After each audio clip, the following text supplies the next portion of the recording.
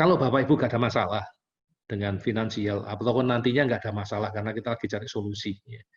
Saya butuh data supaya bisa tahu akar masalahnya apa. Jangan sampai anaknya Bapak Ibu itu terapinya berlama-lama. Nomor satu, berlama-lama itu ruginya banyak Bapak Ibu. Waktu itu nggak bisa mundur Bapak Ibu. Maju terus. Dan makin dewasa, anak kita nanti progresnya makin sulit gitu loh. Bisa progres, bisa, tapi makin sulit. Makin lama. Nah, kalau makin lama itu ya makan biaya juga makin besar gitu loh. Itu problemnya kita. Ya, sehingga saya mikir kalau bisa secepat-cepatnya, kenapa nggak secepat-cepatnya? Tinggal kalau ada masalah, yuk kita bicarakan bersama. Barangkali kita bisa sama-sama menemukan titik temu yang terbaik. Ya. Oke ya, kita lanjutkan.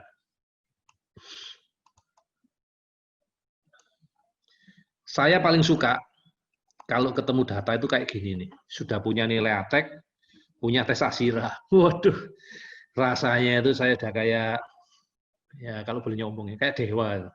Langsung tahu semua, wah anakmu kayak gini itu ternyata penyebabnya ini. Oh anakmu ternyata tidak bisa ngomong.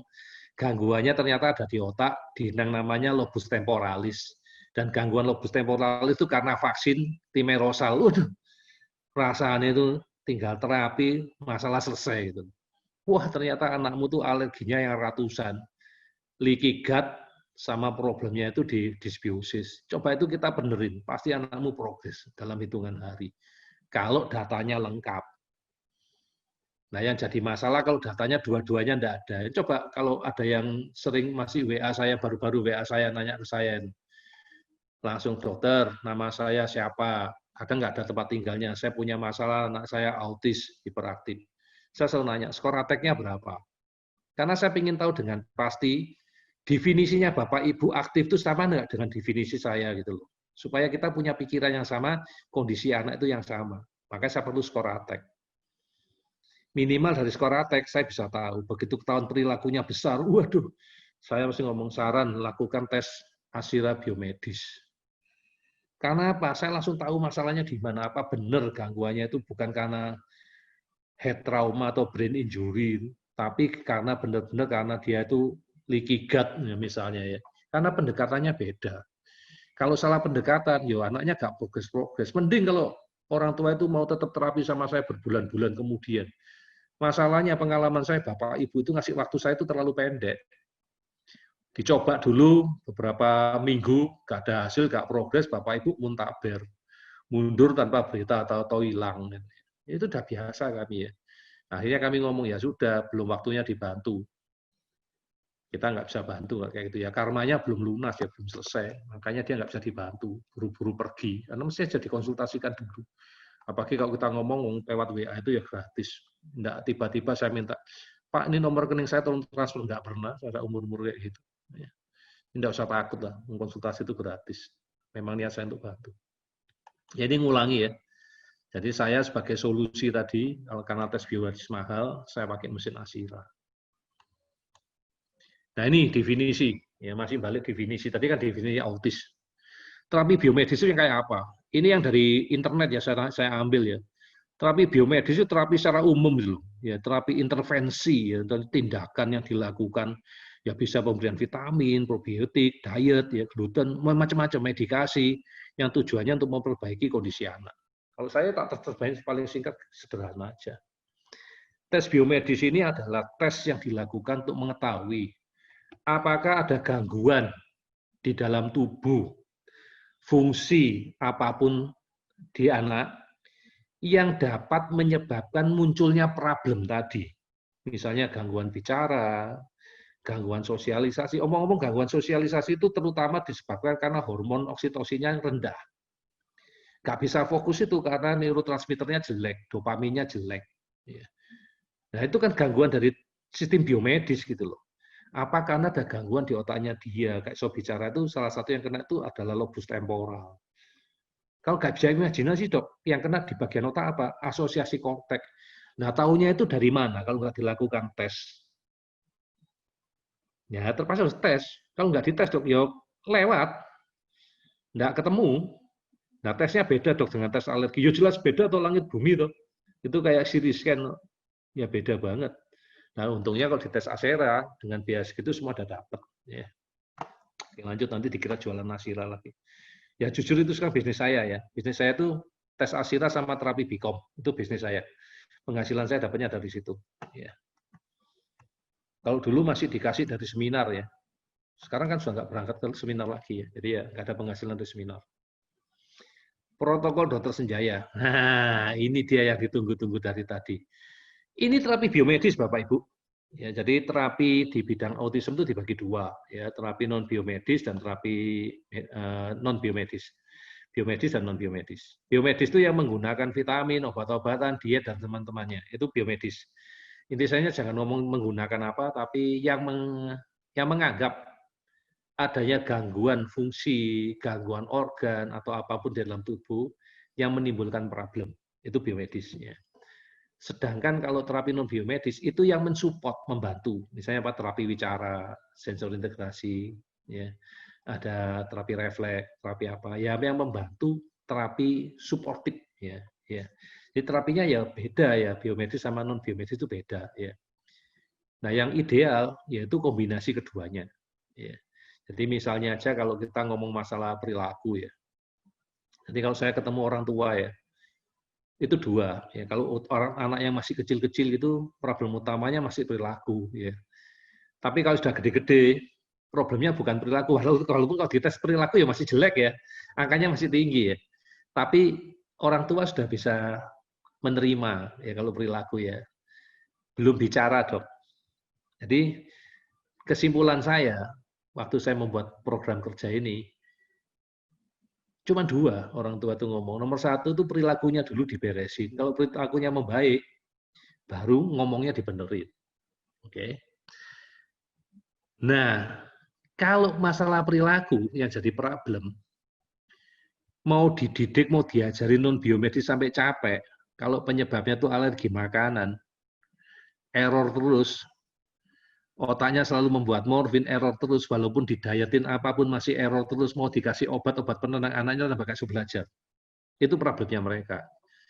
Nah, tapi kami dengan memperbaiki leaky gut-nya, memperbaiki pencernaannya, nggak ada makanan atau nggak ada morfin yang masuk ke otaknya dia, anaknya jadi lebih diem, sehingga terapi non biomedisnya jauh lebih cepat, lebih efektif. Jadi sebagai cerita dulu Bu Mive ngomong, kalau di terapinya mata hati itu 2 jam ya per sesi ya. Jadi bukan kayak tempat lain 1 jam, di mata hati 2 jam. Jadi mata hati ngomong, dulu dok 1 jam pertama itu isinya kejar-kejaran dok sama anak dok.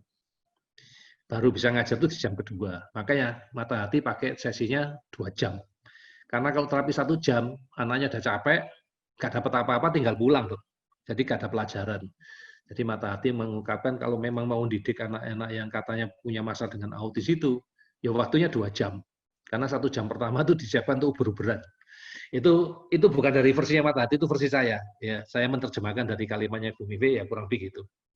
Tapi setelah dilakukan terapi Bikom, anak dari awal datang itu udah diem, udah tenang. Jadi 2 jam kami itu efektif untuk melakukan terapi. Hasil akhirnya apa? Hasil akhirnya otomatis orang tua akan hemat biaya. Waktu terapinya akan memendek. Yang mestinya mungkin sekian bulan, sekarang nggak usah sekian bulan sudah tercapai. Hemat biaya, hemat pencapaian, hemat semuanya. Rugi nggak mata hati? Enggak. Kenapa harus rugi? Karena dengan terapi yang lebih cepat, dia bisa menerima pasien lain yang baru. Bisa didik lagi orang yang baru. Dan dengan terapi yang cepat, mata hati rugi nggak? Enggak. Karena jadi iklan. Orang-orang akan cari mata hati. Jadi nggak ada ruginya kok. Ya. Jadi makin cepat diobati, ya makin baik. Ya. Oke. Jadi ini beda dengan terapi biomedis yang sudah ada. Kita menyebutnya sebagai alternatif terapi biomedis. Ya, alternatif. Yang membedakan apa? Relatif kami nggak pakai obat. Ya. Pakai obat nggak? Ya kalau ada yang benar-benar perlu ya, benar-benar perlu dan memang kondisinya memerlukan obat ya terpaksa dikasih obat ya.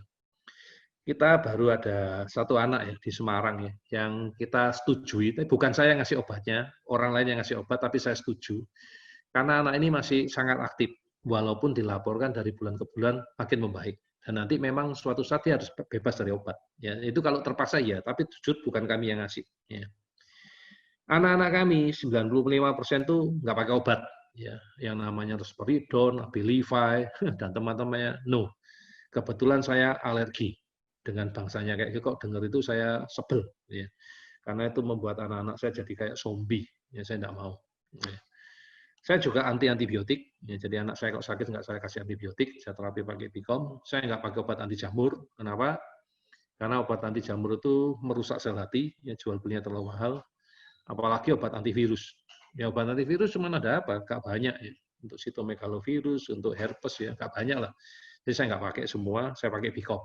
Ya itu yang membedakan saya dengan orang lain. Saya nggak pakai obat, nggak pakai chemical. Tanpa diet khusus, nggak ada diet ya.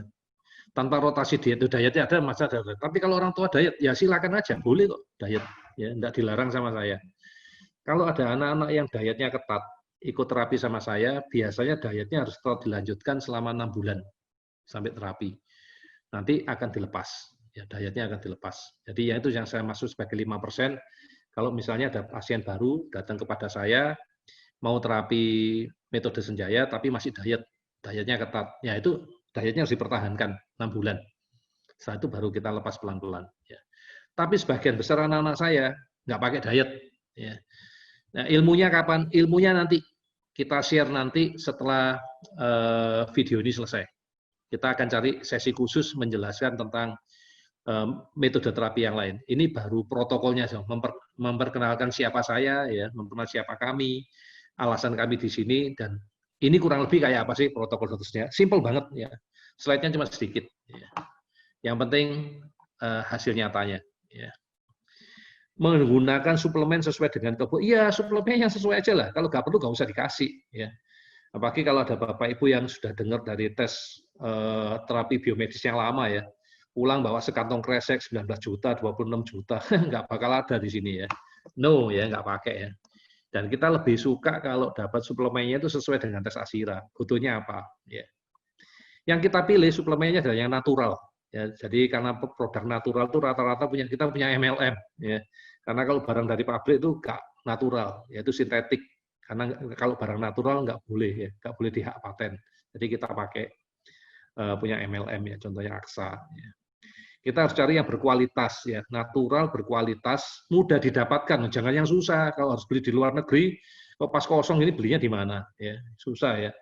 Natural, berkualitas, mudah didapatkan, murah, harus murah. Kalau mahal, apa gunanya? Ya, ya, nggak sesuai dengan tujuan. Ya, harus murah. Ya. Dan yang paling penting, yang terakhir yang nggak saya tulis, harus teruji. Ya sudah terbukti dipakai. Makanya nanti jangan heran kalau di slide ini saya tunjukkan mereknya. Karena tujuan saya jangan berpikir ada udang di balik batu. Mestinya saya minta, kalau saya mata duitan, saya harus minta komisi nih. Saya endorse nih ya. Mereka saya endorse, saya bantu promosi, ya toh, se-Indonesia Raya, apalagi masuk YouTube gitu ya. Enggak lah, enggak ada hubungan sama itu. Karena saya tahu produknya bagus, produknya bermutu, dan sudah saya pakai di anak-anak saya berhasil, makanya saya kasih ke Bapak Ibu. Dengan tujuan apa? Jangan sampai Bapak Ibu salah beli. Jangan sampai Bapak Ibu buang-buang waktu, buang-buang duit, tapi nggak progres. Mending sudah pakai yang sudah pasti. Itu tujuannya saya. Untuk menjamin bahwa itu nanti tidak lari ke saya, Bapak Ibu nggak dapat resep. Kan saya jujur nggak tahu nih yang gabung sama saya siapa aja. Jadi nggak ada resep dari Dr. Ali Senjaya, resep untuk beli obat nggak ada. Sehingga mereka nggak bisa audit ini yang nyuruh siapa. Yang saya kasih rata-rata adalah obat bebas bisa dibeli tanpa resep. Bapak Ibu boleh beli seluruh Indonesia. Ada yang tinggal di Medan, silakan beli di Medan. Di Denpasar, dimanapun silakan. Sehingga nggak bisa dilacak itu atas anjurannya siapa. Sehingga mereka nggak tahu itu yang nyuruh siapa, nggak tahu. Aman kan Bapak Ibu? Itu saking saya nggak maunya dituduh ada yang lain-lain, cuman saya mau meniatkan jangan sampai Bapak Ibu buang duit, buang waktu, dapatnya nggak cocok, akhirnya salah paham. Saya kasih mereknya, saya kasih contohnya. Tapi penjelasan detailnya nanti ada modulnya Bapak Ibu. Jangan sekarang. Sekarang baru memperkenalkan protokolnya dulu. Ya. Menggunakan teknologi, ini yang membedakan saya dengan orang lain. Ya. Jadi sebagian besar masalah anak-anak, misalnya untuk desensitisasi alergi, saya pakai Bicom. Untuk detoks logam berat kimiawi, saya pakai Bicom. Untuk mengatur keseimbangan hormon neurotransmitter, saya pakai Bicom. mengembalikan fungsi organ terganggu termasuk otak, saya pakai BICOP. Ini yang orang lain nggak punya. Inilah yang saya pakai, yang saya sumbangkan ke seluruh dunia kemarin, sehingga saya dikasih hadiah mesin BICOP.